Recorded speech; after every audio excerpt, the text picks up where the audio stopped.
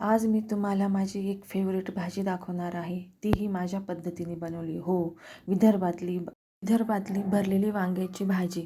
तसं ही वांगे खूप कमी लोकांना आवडतात, पण ती माझी खूप फेवरेट आहे. मी देवयानी स्वाद महादेव का या कुकिंग चॅनलवर तुमचं स्वागत करते. आज आपण बघणार आहोत विदर्भातली एक डिश, ती म्हणजे भरलेली वांगे. चला तर मग सुरुवात करूया. मी इथे पावशेर वांगे घेतलेले आहे. तुम्ही बघू शकता हे छोटे वांगे आहे आणि भरलेल्या वांग्यासाठी हे वांगे खूप छान असतात. सर्वात अगोदर मी या वांग्याचं मागचं देठ काढून घेणार आहेत. त्यानंतर हे प्लस साईनमध्ये कट करून घेणार आहे. तुम्ही बघू शकता अशा प्रकारे आपण सर्व वांगे कट करून घेणार आहोत. सर्व वांगे कट करून मी ते मिठाच्या पाण्यात ठेवलेले आहे, जेणेकरून ते वांगे काळे पडणार नाहीत. चला तर आपण वांगे भरण्यासाठी वाटण तयार करून घेणार आहोत. सर्वात अगोदर गॅसवर एक पॅन ठेवलेला आहे. त्यामध्ये मी अर्धी वाटी शेंगदाणे टाकलेले आहे. शेंगदाणे खरपूस होईपर्यंत भाजून घ्यायचे आहे. त्याची साल निघेपर्यंत ते व्यवस्थित भाजायचे आहे. तुम्ही बघू शकता ते भाजल्या गेलेले आहे. चला तर मी हे एक परातीत काढून घेते. त्या पॅनमध्ये मी आता 2 चमचे गावरान तेल घेतलेले आहे. तीही तडतडीपर्यंत व्यवस्थित भाजून घ्यायची आहे.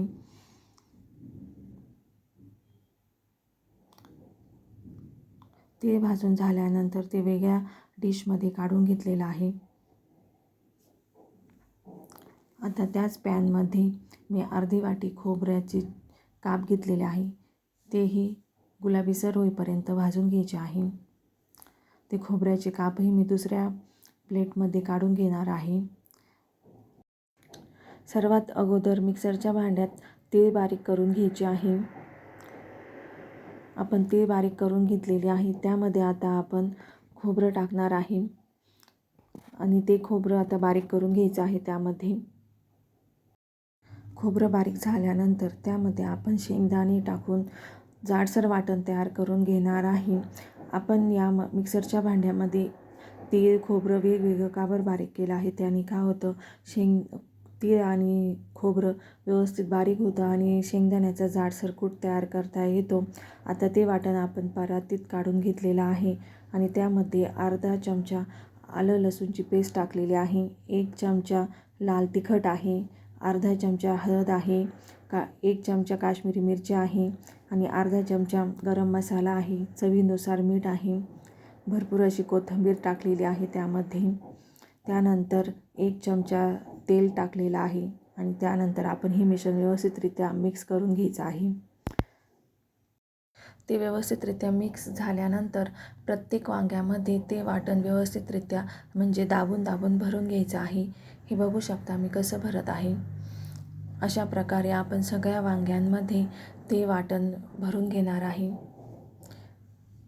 चारी बाजूने व्यवस्थित भरून घ्यायचं आहे. तुम्ही बघू शकता सगळ्या वांग्यांमध्ये ते वाटण भरून झालेलं आहे. आता आपण गॅसवर एक कढई ठेवलेली आहे. त्यामध्ये मी 2 चमचे तेल टाकलेलं आहे. तुम्ही तुमच्या आवडीप्रमाणे तेलाचं प्रमाण कमी जास्त करू शकता. तेल गरम झाल्यानंतर त्यामध्ये मी मोहरी टाकलेली आहे. मोहरी तडतडायला लागल्यानंतर त्यामध्ये मी अर्धा उरलेलं आलं लसूणची पेस्ट टाकून घेणार आहे. आलं लसूण व्यवस्थित परतून झाल्यानंतर एक कांदा कापून ठेवलेला होता तो टाकणार आहे. कांदाही गुलाबीसर होईपर्यंत परतून घेणार आहे. त्यानंतर त्यामध्ये मी थोडे सर्व मसाले टाकणार आहे.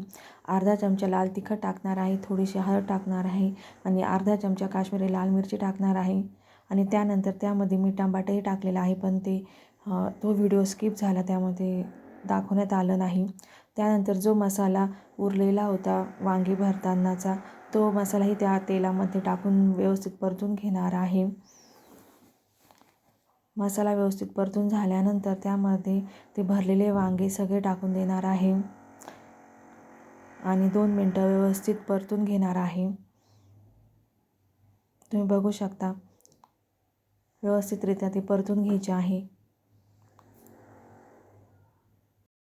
2 मिनटं झाकून व्यवस्थित वाफ घ्यायची आहे. त्यानंतर तुम्ही बघू शकता चांगले वांगे वाफलेले आहे. त्यामध्ये आता मी हे पाणी टाकणार आहे. तुम्ही तुमच्या आवश्यकतेनुसार कमी जास्त टाकू शकता. तुम्ही बघू शकता मी 1.5 ग्लास पाणी इथे टाकलेलं आहे वांगे व्यवस्थित वाफवण्यासाठी.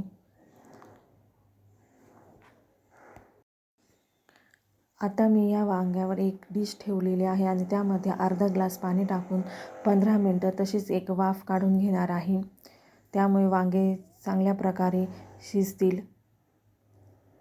15 मिनटानंतर तुम्ही बघू शकता किती छान प्रकारे आपली भाजी तयार झालेली आहे आणि तरीही खूप छान आलेली आहे आणि भाजीचा रंगही तुम्ही बघू शकता. त्यानंतर त्यावर आपण थोडीशी कोथिंबीर टाकून सर्व करणार आहोत. अशा प्रकारे आपली विदर्भ स्टाईल भाजी तयार झालेली आहे. तुम्हाला जर माझी ही रेसिपी आवडली असेल तर व्हिडिओला लाईक नक्की करा आणि सबस्क्राईब करायला विसरू नका.